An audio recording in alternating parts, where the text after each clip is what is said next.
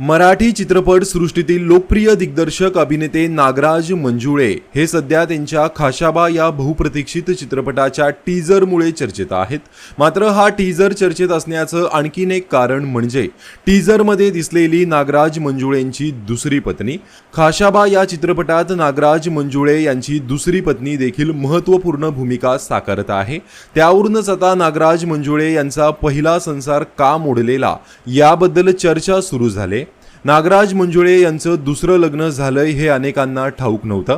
त्यांची दुसरी पत्नी गार्गी कुलकर्णी त्यांच्या चित्रपटांची निर्मिती आणि कॉस्ट्यूम डिझायनिंगचं काम करते। मात्र त्यांच्या पहिल्या पत्नीबद्दल फारसं बोललं जात नाही। नागराज यांचा पहिला संसार तब्बल 17 वर्षांनंतर मोडला होता। त्यांच्या पहिल्या पत्नीचं नाव सुनीता मंजुळे होतं। त्यांचं पहिलं लग्न 17 मे 1997 रोजी झालं। त्यावेळी नागराज फक्त 12वीत होते। घरच्यांच्या इच्छेखातर त्यांनी हे लग्न केलं होतं। मात्र कालांतराने मतभेद वाढल्याने त्यांनी वेगळं होण्याचा निर्णय घेतला आणि 2014 मध्ये दोघांचाही कायदेशीररित्या घटस्फोट झाला।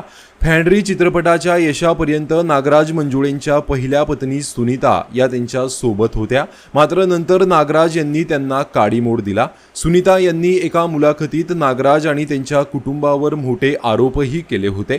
घटस्फोटानंतर काही वर्षांनी चित्रपटाच्या मेकिंग दरम्यानच त्यांची भेट गार्गी कुलकर्णी यांच्याशी झाली आणि त्यानंतर नागराज यांनी गार्गी कुलकर्णी यांच्याशी दुसरं लग्न केलं। मात्र नागराज मंजुळे यांच्या पहिल्या पत्नी सुनीता या सध्या काय करतात याबद्दल फारशी कुणाला माहिती नाही। तसेच त्या दुसऱ्यांच्या घरची धुनी भांडी करून दिवस काढत होत्या असंही म्हटलं जातं।